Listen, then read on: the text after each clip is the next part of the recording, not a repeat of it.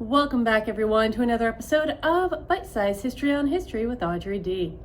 In today's lesson, we are going to be looking at the development and growth of Hinduism, as well as its impacts on the creation and continuation of the caste system in ancient India. If you're enjoying these lessons so far, please make sure that you hit that like and subscribe button. Also, find me on Instagram and Facebook as History with Audrey D for more bite-sized history fun facts. And you can support this channel further through my Etsy shop. The link is in the description below as well as in the bio. Let's go ahead and get started on our lesson on Hinduism and the caste system in ancient India.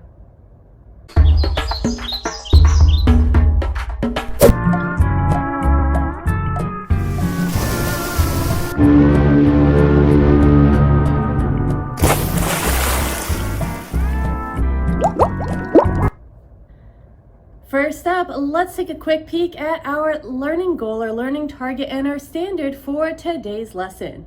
Now, our standard for today is going to again be standard 4, which is to recognize the significant events, figures, and contributions of classical Asian civilizations.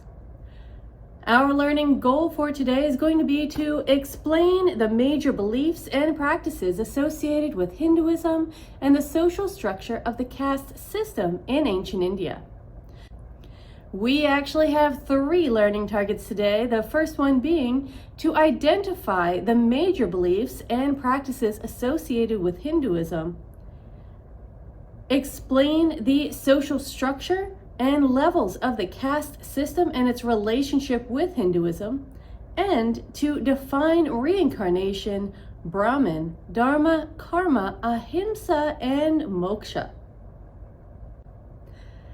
We are also going to be having some essential questions to follow up in today's lesson. Those questions are going to be: how does Hinduism teach character? And how does the caste system still affect India today? With our lesson, we're going to be reviewing some key terms today that are going to help us to better understand Hinduism and the caste system. Now, those terms are going to include the definition of Hinduism itself, as well as the concepts of jati. We're going to be looking at Hindu philosophy of Brahman, Dharma, Karma, Ahimsa, and Moksha. While looking at the religion of Hinduism, we're going to take a journey into its heart and its ancient beginnings, exploring core beliefs, practices, and the intriguing caste system that shaped ancient Indian society. Now, this is by no means a fully comprehensive study of the religion of Hindu. This is meant to be more of an overview, and as such, I'm going to be reviewing some terms that have been relayed to me as more modern terms in order to help correlate the past with present ideas about Hinduism. Hinduism itself is one of the world's oldest religions and the 3rd largest religion in the world after Christianity and Islam.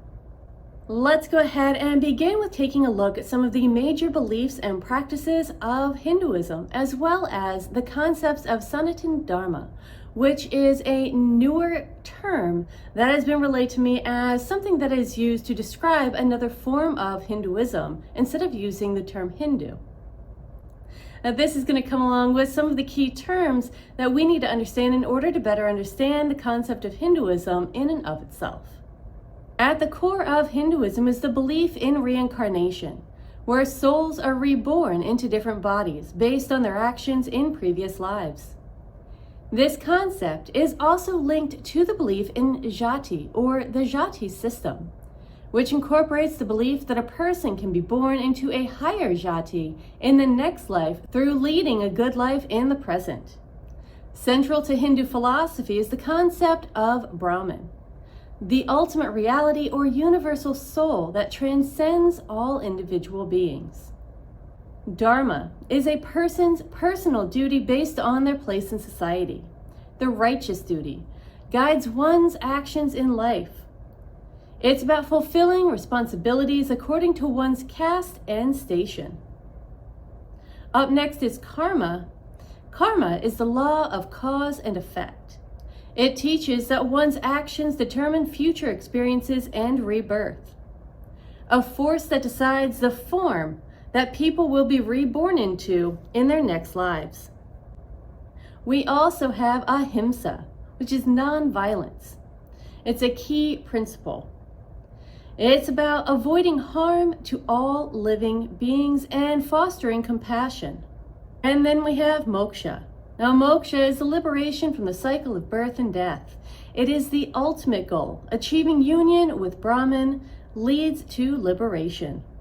The ultimate goal of Hinduism, or as others call it Sanatana Dharma, is to become one with Brahman. Brahman is the universal spirit worshipped by Hindus. A description of this compares oneself to a lump of salt thrown into water. The lump of salt dissolves and is gone, but the water tastes salty because the salt has become a part of the water. Sanatana Dharma is a Sanskrit term that can be translated variously as eternal religion or eternal law, unshakable, venerable order, or ancient and continuing guideline. This term became more popular to describe the religion of Hinduism in the 19th century and to represent it as a unified world religion.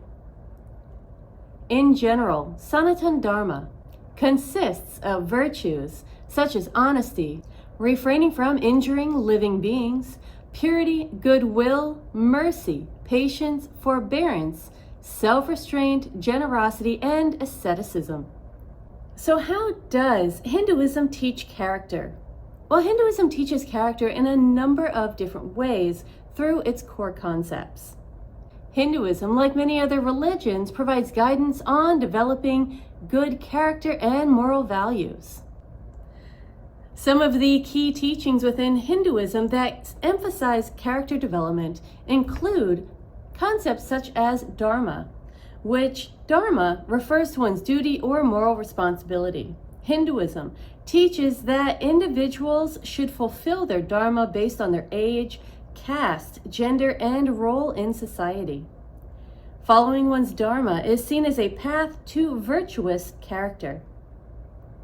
Another way is through ahimsa, which is nonviolence. Ahimsa is a fundamental principle in Hinduism, emphasizing nonviolence and compassion towards all living beings. Practicing ahimsa helps individuals cultivate a peaceful and kind character. We also have truthfulness, or satya. Hinduism encourages truthfulness in speech and action. Honesty and integrity are essential virtues for developing a strong character. Self-control is next, and that is Dhamma. Self-control and restraint are emphasized in Hinduism. Developing the ability to control one's desires and impulses is seen as crucial for personal growth and character development. Another virtue is contentment, or santosha. Hinduism teaches the value of contentment and gratitude. Being satisfied with what one has rather than constantly craving more can lead to a more balanced and virtuous character. Compassion, or karuna, means compassion for all beings, including those who are suffering, and that is encouraged. Developing empathy and a sense of universal love is an important aspect of character building. We also have devotion, or bhakti. For many Hindus, devotion to a chosen deity or higher power is a way to cultivate humility, faith, and a sense of purpose, which contribute to a virtuous character.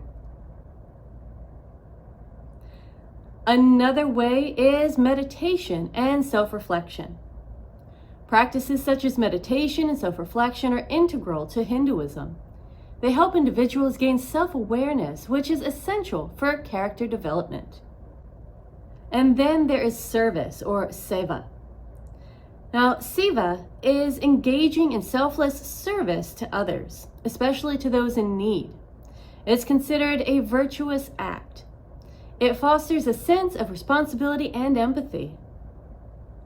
And finally, we have learning, or vidya. Hinduism places a strong emphasis on education and the pursuit of knowledge. Continuous learning is seen as a means to develop wisdom and a well-rounded character. It's important to note that Hinduism is a diverse and complex religion with various schools of thought and practices. Therefore, interpretations of these teachings can vary among different individuals and communities. However, the overarching goal is to lead a life that is morally upright, compassionate, and in harmony with the principles of the religion. Now then, let's go ahead and delve into the intricacies of the caste system in ancient India. The caste system divided society into four main varnas: Brahmins, the priestly class; Kshatriyas, the warriors; Vaishyas, the merchants; and Shudras, the laborers. Each varna had specific roles and duties, contributing to the overall functioning of society. However, outside these varnas were the Dalits, or the untouchables, who faced immense discrimination and limited opportunities. The caste system continues to have a significant impact on India today, despite its efforts to reduce its influence. Some ways that the caste system still affects contemporary Indian society includes social discrimination. Discrimination and prejudice based on caste still persist, particularly in rural areas. Lower caste individuals may face social ostracism, restricted access to resources, and even violence. There are also economic disparities. Caste often correlates with economic status, with lower caste individuals frequently having limited access to education and employment opportunities. This contributes to economic disparities. Political influence means that caste-based politics are also prevalent, with political parties often seeking support from specific caste groups.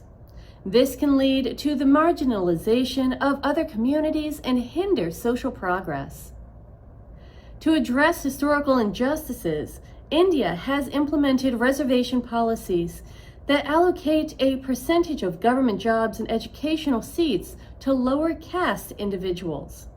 While this has improved representation, it also sparks controversy and resentment among other groups.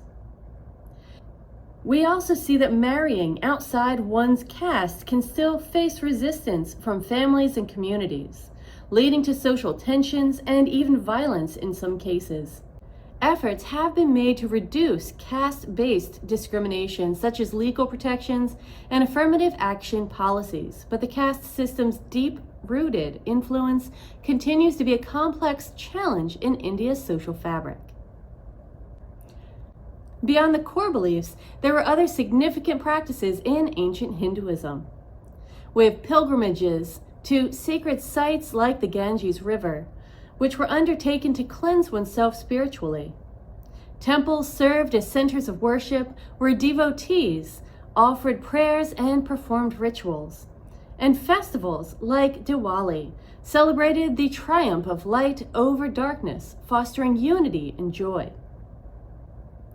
As we conclude this lesson, please remember that ancient Hinduism's beliefs, practices, and caste system shaped a rich tapestry of Indian culture and society.